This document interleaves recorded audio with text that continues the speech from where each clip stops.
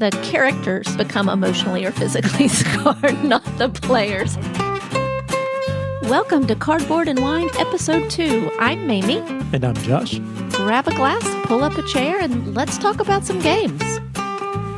Today on the show, we rendezvous in St. Petersburg with the quarantine specialist just so we can get a blue card in the cooperative legacy game, Pandemic Legacy Season 1.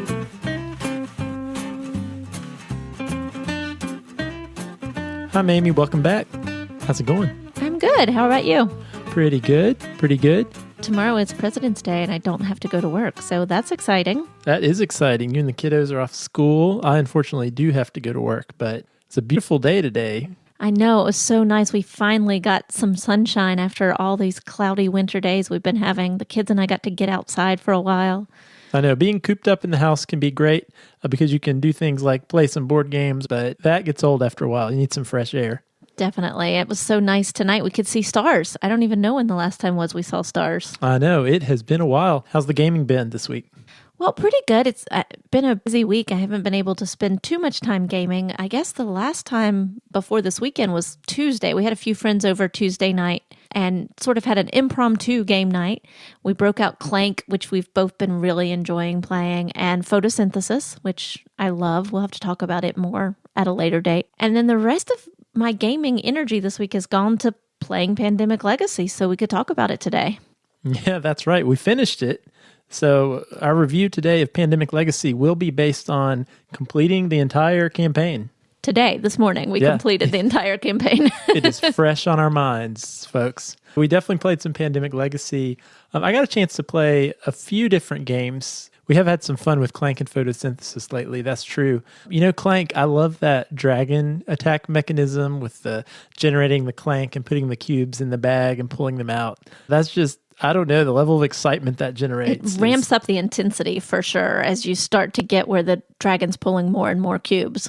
Yeah, that is super cool. Also, I had some friends over last night and was able to play one of my newer games, Mini Rails, which is from Moa Ideas Games in Taiwan. That was like my first game we ever ordered directly from Asia. So that's cool. Pretty cool when the box showed up postmarked from Taiwan. Yeah, so that was cool, but got to play that one. I think that's definitely one that we'll talk about on a future show. It's such a smooth game and kind of gives the feel of a much deeper game, but I timed it. We played twice last night, and it's right around a 30-minute game, so certainly a cool one to have in the rotation.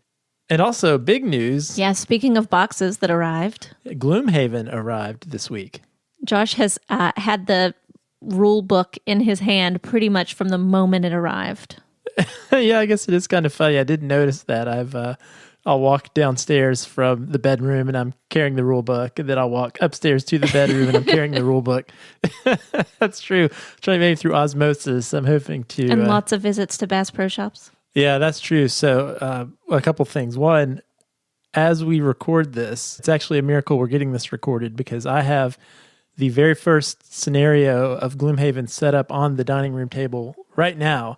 And it was all the willpower I could muster to record this episode and not go ahead and start playing Gloomhaven. So if we're talking extra fast tonight, you know why. That is why.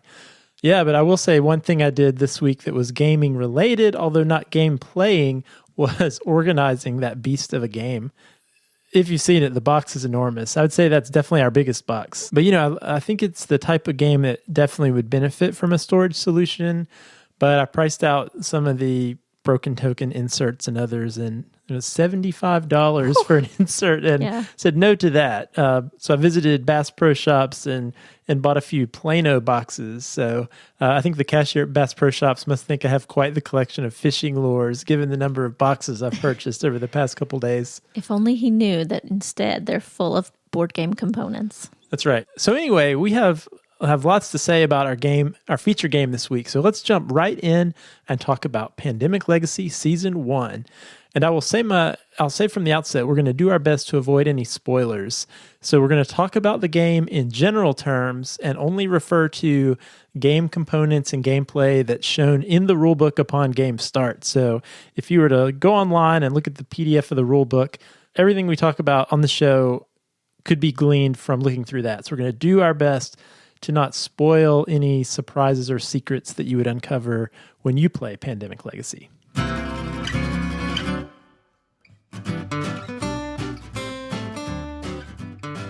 So tell them a little bit about the game. All right. So similar to the original Pandemic board game, you take on the role of a team member from the Centers for Disease Control as you work with your teammates to discover cures and save the world from 4 unique diseases. Pandemic Legacy, just like Pandemic, is a cooperative game, but what makes it really interesting is that you have a choice of team members each game, and each member has its own unique ability that's going to help you in a specific way as you work towards saving the world from diseases. The board is represented by a world map containing 48 cities across the globe divided into 4 zones that are hotbeds for each of the 4 disease types, which are represented by different colored cubes. Now, during each turn, you're going to travel around the world treating disease cubes, building research stations, and attempting to cure diseases by collecting these sets of 5 cards matching the color of each disease type. Now, Pandemic Legacy begins as a traditional game of Pandemic with a storyline that begins in January. But over the course of a year, and that's not an actual year. Although sometimes it felt like a year. Well, that's true. That's a spoiler. Each game represents 1 month, and the situation on the ground deteriorates, diseases mutate and become harder to treat, players become emotionally and physically scarred, or even lost. And as the game progresses, the story unfolds, new secrets are unlocked, the pressure intensifies until the world is either saved or humanity plunges into permanent chaos. Dun, dun, dun. I will say the characters become emotionally or physically scarred, not the players. Yeah, hopefully not the players, although your mileage may vary. So, I imagine most people who have followed board games at all over the last couple of years have probably heard of Pandemic Legacy. So Pandemic, the original Pandemic game, has been out for quite some time. It's been out since 2008, so actually 10 years now. And in 2015, Pandemic Legacy Season 1 was unveiled. When Pandemic Legacy came out, it really made quite a splash and actually rocketed all the way up to number 1 on Board Game Geek, which is kind of a big deal because I think, of course, now there's another number 1 game on Board Game Geek. Didn't stay number 1 for very long, but at the time, it was only the 5th game ever to hit number 1 on Board Game Geek over a number of years. So this was a very popular and well-received game. Yeah, it definitely made a splash in the gaming world. And we've had original Pandemic as part of our collection and enjoyed playing it for a while. And Josh started talking about this legacy game that he had seen people talking about that was number 1 on BGG. And I decided that I thought it'd be something fun that we could work through together. So I gifted it to him, although maybe I really gifted it to us for Christmas this year. So we just received it over the holidays and have started playing just a couple months ago. Yeah, and we've obviously played Pandemic quite a few times in the past, but mostly as a casual 4-player game. I don't think we ever actually played original Pandemic as a 2-player game. When we got Pandemic Legacy, I spent a little bit of time going back and forth between trying to rustle up a couple of other players so we could do this 4-player experience like we had always done regular Pandemic, or whether we should just go with the 2 of us. And ultimately, we decided we would just tackle it ourselves because I knew we'd need to play this game. At a minimum, you have to play it 12 times, but 12 to 16 or 17 times. And I knew it wouldn't necessarily be that easy to get players together that many times without potentially stretching this whole thing out for quite a while. Yeah, and our typical board game group is not one to want to commit to playing the same thing over and over again. They definitely value variety more than repetition. So we made the decision to play just the 2 of us. Yeah, and I think that was a fine experience. I don't know what your experience with that would be, but I thought it was a totally fine experience to be done with 2 players. Yeah, I think it worked well for us because we were able to squeeze in gameplay like in the middle of the afternoon and other times that would have been much more difficult to get other people around. I will say we started out playing our very first round with just 2 characters, but then we also ended up deciding to play a 3rd player that we controlled together. And I think that worked out well. Yeah, and in fact, the way the game is set up with all the different characters, it is totally okay and sometimes actually important to switch up the characters you use from game to game. And so, something else you could do if you had players who didn't necessarily care about being in on the unveiling of every secret is you could easily play a few games 2 players and then bring a couple other people in sort of in the middle because each game itself is kind of a standalone experience for the most part, you would just have to catch them up on some additional rules that maybe have come into play since the start. So let's talk a little bit about the components of Pandemic Legacy.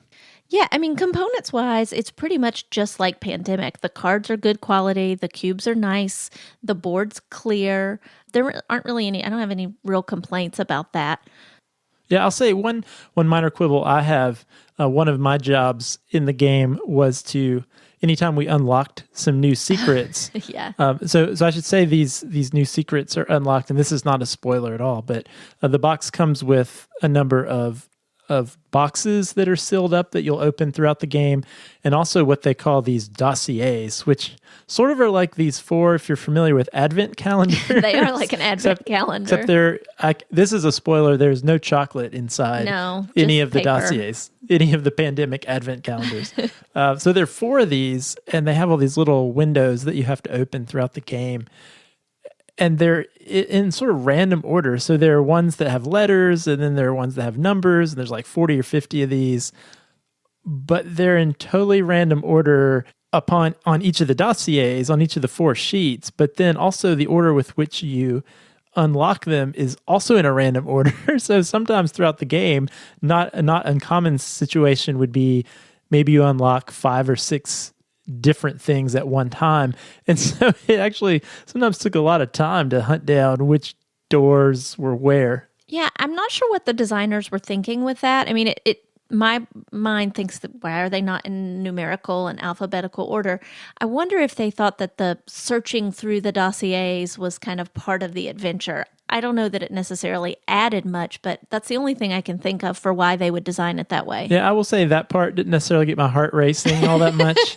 It was more just annoying. Although, maybe I could see where there are a few things that happen throughout the game. It's not a completely linear path. There are certain things that different game groups might unlock in different orders. And so, if the box is opened in a very specific order, you might realize like, oh, there's something we haven't done yet. Whereas you would totally not know the way it is now. But either way, there were a few times it took a little longer than I would have liked to find those. But that's a pretty minor thing. So, Amy, we talked about the components. What did you think about playing Pandemic Legacy?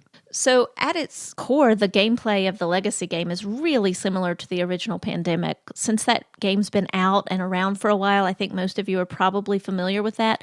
We're not going to take a lot of time in this episode to go into the details of Pandemic, but instead we're going to focus on some of the ways that it's a little bit different. One of the things that you'll notice as soon as you open the rule book is that there are spaces there to add additional rules. So as you continue to play the game, further rules and further actions become available. Yeah, and there are actually lots of those. I mean, you open this rule book, it's worth it if you don't have the game yet to look at that rulebook PDF, and there's lots of empty space. In fact, page 10 is just a completely blank page with 10 empty boxes that will be filled in later with new rules. Right. As you go through those dossiers and search, you'll find all those different rules. You will eventually find rules J, K, L, M, N, O, P. But not in that order. Definitely not in that order. So a couple neat things that are different than regular Pandemic are the fact that the different characters can have various relationships with each other. So there are different characters you can choose from, but when you decide to play with those characters, one of the first things you can do when you introduce them into the game is you can give them a relationship with one of the other characters. So you can make them friends or family or even rivals with one another. And by doing so, that relationship gives them certain abilities that they share when interacting with that other player. Yeah, I really liked that feature. I thought it was really unique, and it definitely impacted which characters we decided to play with in certain situations. That was a neat functionality that was new. Yeah, and it really did make even the pregame decision-making so much more interesting because you knew the scenario, so you might say, oh, well, the operations expert, his special ability might be really important for this game. However, the quarantine specialist and the medic, they're family members, and so they can do this special thing if they're playing at the same time. So it kind of added this neat decision-making consideration that's not available in regular Pandemic. And the other thing that is super cool is on the character sheets, there's a space for you to give them a name. Yes, we named all of our characters. I believe you were Chuck for most of the game. Yeah, I was Chuck the medic for the entire game. That's Actually, true. that was Yeah, the you only never character. changed. Although I personally think, even regular Pandemic, the medic is totally the most It's a important. very strong character. Yeah, so yeah, we ended up playing with the medic the whole time. I was Chuck the medic. One of my characters died. That's another thing that's different in the Legacy game. Not died, was lost. Oh, sorry, was lost. Very careful to say characters could be lost. When characters are in cities, when that outbreak, they get what are called scars.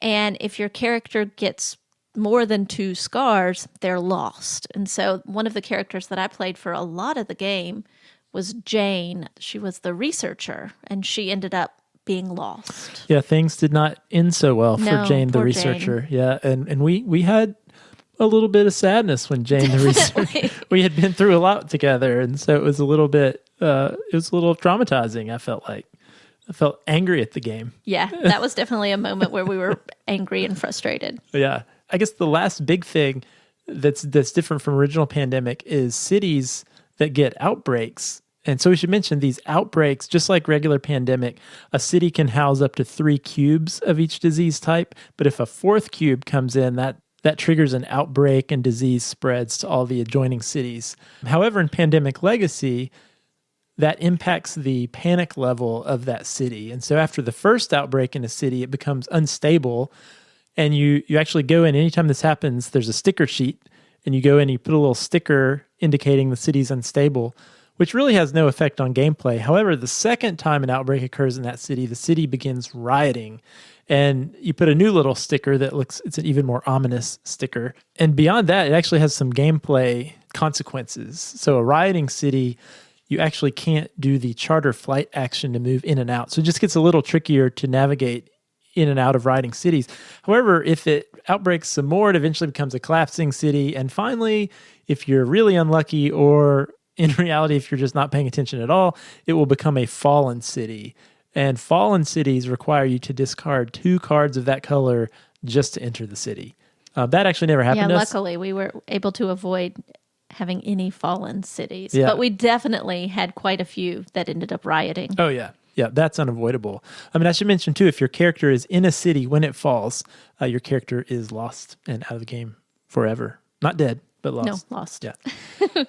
All right, so the last thing we should mention is the legacy deck. Right. So the heart of the storyline of this game is the legacy deck. And it's a deck of cards that you draw at the start of each month. And so when you draw that card for the month, it fills you in. It's your briefing for what you're trying to do that month. And there's a ton of cool stuff that happens through that legacy deck as you keep flipping those cards and going through the months. But we won't go too much into that. We don't want spoilers. Yeah, that's definitely something we can't talk about here. So that's a little bit about Pandemic Legacy and some of the key features that are unique from vanilla Pandemic. So, Mamie, we're done with this. We finished it this morning, as we said. And I also want to say we won. We did. We did win. We saved the world. We won't go too much into what that means, but we did win. We did win. So now that we're done, what were some things you liked about the game? I will say that my favorite thing about the game is the same thing that I actually love about the original Pandemic, is that it's collaborative. Something about me is that I don't really enjoy games if they're too directly confrontational, right? I would say that's true for the most part. The original Pandemic was kind of the first collaborative game I had ever played, and that concept was really unique and really fun. And, I loved that collaborative aspect of the Legacy game as well. I also liked that it sort of mirrored that escape room adventure experience, where you were working together to solve puzzles and to overcome obstacles. And I really enjoyed that. I mean, I think it was really fun working together, especially just the two of us. I mean, I think there are other ways to play, but I liked that it was something that we just worked on together rather than working in opposition. I think that's totally true. And I agree. I think that's true of regular Pandemic, but that cooperative feeling and that camaraderie built in playing this game together is just amplified tenfold in Pandemic Legacy over the experience that you get playing normal Pandemic. So I would actually say if you have people that you really enjoy playing regular Pandemic with, you will have a blast playing Pandemic Legacy together because it just takes that Camaraderie is a good word. yeah, I that like pressure and that camaraderie and just amps it up big time. I'll say for me, one thing I really liked is this was our first Legacy game that we've played, and we started this out on a snow day. We had a fairly unusual big snow in North Carolina, which shut down schools for a few days, and we had a couple of days we were stuck at home and stuck inside. And so that's when we broke this out. And I will say, the first time we played through our first game of this, and then we we were hooked. hooked. Yeah, we just wanted more. We were like, sorry kids, turn on the Netflix. Mom and Dad are playing some Pandemic Legacy. We left it sitting on our dining room table, and over those 2 days, we binge played. Yeah, I think we probably cranked the first 4 or 5 months out in that Definitely. first couple of days. And I should mention, too, another thing I like is I actually timed our last few games. And I will say this, if you play Pandemic Legacy, you will be pretty darn good at Pandemic by the end. We haven't done it yet, but I imagine if we were to sit down and play a game of normal Pandemic right now, we would kill the game. Yeah, we definitely got the mechanics of getting everything set up and of gameplay down to like a science and got very efficient. Yeah, and our last couple of games, Mamie, were just over half an hour. So, you really can start knocking this game out. So those were some things we liked. Was there anything you didn't like about Pandemic Legacy? What a question. So I do think that the game was really, really fun, but there was definitely a time in the middle that it was just repetitive. I don't want to spoil too much, but at least in our play, and I do think it can go different for different players, a lot of the middle months seem to have really similar objectives and really similar things that we were doing. And it got frustrating. And we mentioned earlier that when my player died, we both were really angry and frustrated. And I mean, it became a little bit exhausting. I know at one point we opened something from our dossier and both of us just groaned. And that's not really what you want in a game that you're, playing for fun. So I think that repetition in the middle there just got a little slow. Yeah, I totally agree. The repetitiveness of it did become a factor for me as well. Again, some of that could have been our specific situation where we really did fit this entire thing into a fairly short amount of time. I would say most of our gameplay was broken into two sessions. We played about half of it over a probably 3 or 4 day span, and then took about a probably 3 or 4 week break, and then wrapped it up in the last few days. But I'll say at the beginning, I was super into it those first few months.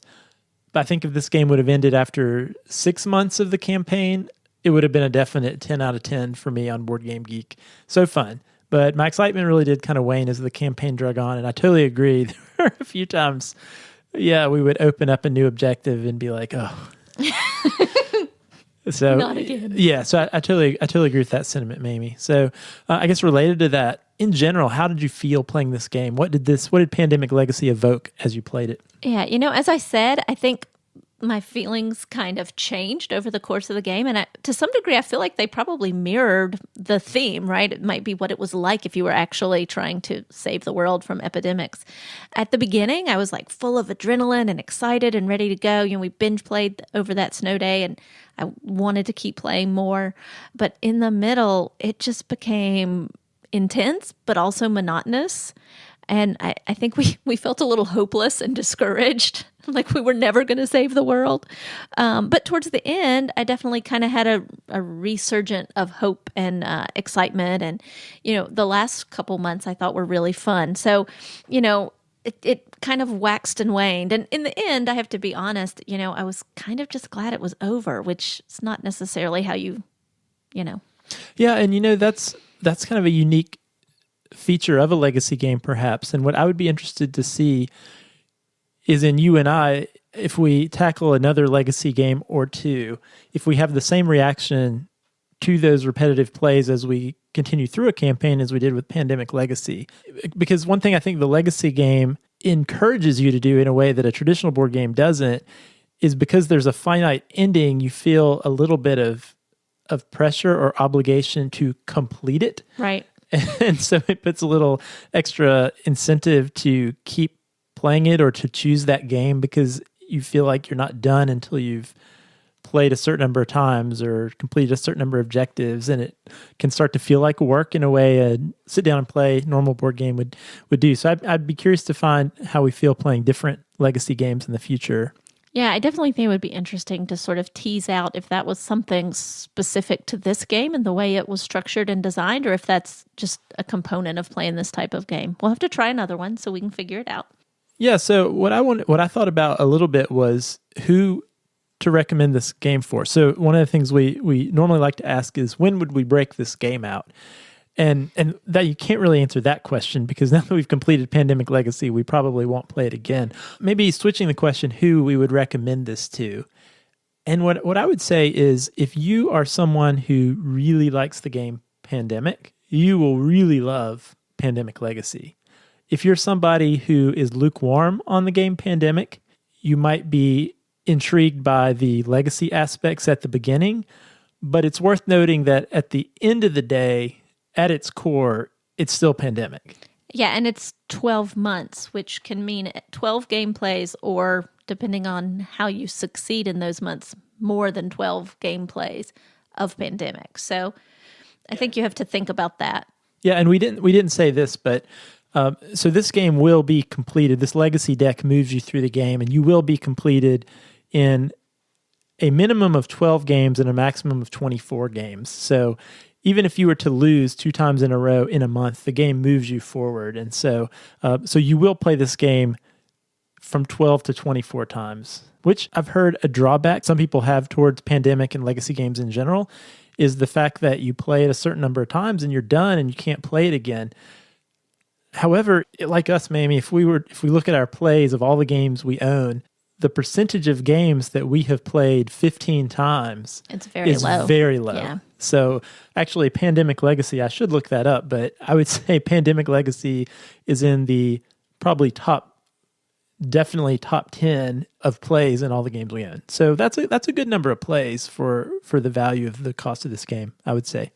Yeah, and I think sometimes I wonder if the fact that we did do it so quickly, it was a factor in our experience. I do think that it probably led to a better experience than if you spread it out. I mean, I guess you could potentially play one a month for a year. Oh, like a real-time experience. Yeah, if you were playing with your game group. Oh, we actually started in January, so we could have done that. We could have, yes. Although it's hard for me to think of, we would only be in February. No, I don't think we could do it. I mean, we were too eager and too excited, but that is something that you could do. I think when you think about who you're playing with, I think thinking of someone or some group that you're definitely going to be able to commit to 12 to 15 to as much as 24 gameplays with, that's kind of the key factor in determining who you would want to play with. I also think it's definitely not a game for someone who is not that into gaming, who's a casual gamer. I think they could very quickly become burned out and discouraged. Yeah, I would say that's true unless they haven't played Pandemic before. Because I know for a lot of people, Pandemic is a great gateway game into the hobby. One, because it's a very good game on its own. It's a very engaging game. But two, the fact that it's cooperative is something that a lot of people haven't experienced in a board game before. But yeah, that could be true. It takes a lot of stamina, a lot of hours at the table. I think commitment is the key word there, that whoever you're playing with has to be committed to, 12, 15 gameplays. And if you are someone who cannot stand the thought of ripping things up or putting stickers onto your game to permanently alter them, this is not the game for you. Yeah, no, lots of things end up stickered or torn up by the end of the game. Yeah, and I really am led with, what do we do now? I mean, trash day's tomorrow. Do I just go chuck it into It's all recyclable. Should I just throw it in the recycling bin? It feels so weird. So I will say we did package up the components, the cubes and the little character pawns, because we can use those. I mean, you never know when you're going to lose something from a game and need those. The plastic components we definitely should hang on to, but all the paper, it might need to go in the recycling. Yeah, maybe I'll post a photo of my Pandemic Legacy box looking up out of the recycling. All right, Mamie. Well, we have covered this pretty thoroughly now, so why don't we give our final thoughts and rating, and then we'll get out of here. Yeah, so on the whole, I found it really fun, with the exception of those few months in the middle. I'm left kind of wondering if we should have spread our gameplay out more instead of trying to complete it so quickly, or maybe if the game just needed to be fewer months. I do think I'd be interested. There is a second season, which we hear is better. Oh, that's right. Pandemic Legacy Season 2. Yeah. Yeah. Getting really great reviews. Right. Do you think you would want to play? I'll talk about that in a second. Okay. I think I would. I would be interested, but I definitely need a few months break before we get to that. All right. So what's your rating? Well, so last week we went into this rating scale based on wine, and I'm going to go a little rogue today. Okay. Because I think Pandemic Legacy is champagne. Oh, that sounds good. Yeah, so it's something special for a special occasion. You know, it was fun, it was unique, but it's not something I would want to do often. So on a 1 to 5 scale, you're giving it a C. I'm giving it a C. Yes, exactly. Fantastic. Yeah, you're totally right. It's like, and that's how I feel about champagne, actually. I drink See? champagne exactly one time per year, New Year's Eve. Or maybe when someone gets married. Probably not. Not if there are other options. But yeah, that's good, Mamie. I totally agree with you there. All right, so I guess my final thoughts. You know, as I said, when we finished our first game of Pandemic Legacy, I was completely hooked on the game. It really did feel like watching the first episode of a really cool new show on Netflix, and we just wanted to binge play as much as possible. However, a little over halfway through, some of that initial excitement definitely wore off. And at a time, the gameplay did feel a little redundant. You know, I'd open up a box or a panel to unveil a new challenge or objective. And like we said, the initial reaction was, oh, great. Now I have to do that. Instead of eager anticipation, which, again, this is a game. This is something we're choosing to do for fun. And at some point, I felt like I was continuing more because I felt the need to finish it than the desire to actually play the game. Now, certainly, as you mentioned, Mamie, this might have been mitigated if we would have spread it out a little bit more over time. But I know there are other games in my collection I've played 10 to 15 times, and I never felt that way. So there were moments I had a lot of fun playing this. The cooperative play that we had together was really cool at times. But at the moment, you asked how I felt about Pandemic Legacy Season 2. And despite the really positive reviews, I'm just not feeling super excited to play it at the moment. I need a break. So I'm going to give this a 3 out of 5. Okay. And on our wine scale, that's a wine in a box. Right. It has its moments. There are some good things about it, but there's some concerns as well. So I'm going to go for a 3, but I will say, like I said before, initially I was like, this game's amazing. One of the best games I've played. And that was how we both felt. But over time, it really kind of tanked it. And I do need a break. So I'm going to go 3 out of 5 for Pandemic Legacy. That sounds good. All right. Well, this has been a lot of fun. We've had a good time talking about our first Legacy game we played together. Yeah, and I also want to say thanks to all of our listeners. Thanks for listening to Cardboard and Wine. If you're interested in our show notes or links and other fun info about the games we discuss on the show, you can visit our website at cardboardandwine.com. If you have feedback on the show or suggestions for a future show, you can send us a tweet at boardandwine, email us at cardboardandwine@gmail.com, or you can jump into our guild on Board Game Geek. I have an important announcement. Just today, I signed up for Board Game Geek and joined our guild. Wow, that's impressive. Yeah. You are on Board Game Geek now. It's like a brave new world.